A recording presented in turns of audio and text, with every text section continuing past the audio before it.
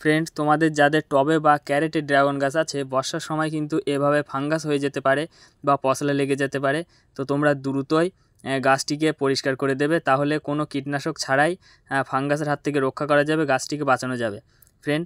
আর যদি কোনো কারণে গাছটি একেবারে নষ্ট হয়ে যায়, গাছটি যদি বড় গাছ হয়, গাছটিকে কেটে না ফেলে, এই যে আমার একটি গাছ দেখুন কিছুদিন আগে এমনটি হয়েছিল, পুরো গোড়াটাই নষ্ট হয়ে গিয়েছিল। তো আমি একটি পাইপের মধ্যে মাটি ভরে আবার নতুন করে রোপণ করে দিয়েছি। তো এখান থেকে উপর থেকে শিকড় ছেড়ে ক্যারেটে যাবে, কোনো অসুবিধা হবে না। দেখুন আমার গাছটি কিন্তু এখনও বেঁচে আছে, তাছাড়াও অনেক ফুল ফল হয়েছিল, এখনও ফুলজালি আছে।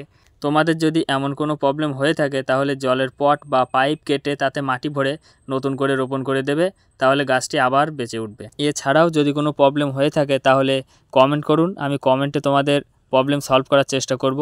আর চ্যানেলটিকে সাবস্ক্রাইব করে পাশে থাকুন। আসি পরবর্তী ভিডিও নিয়ে, ভালো থাকবেন সবাই।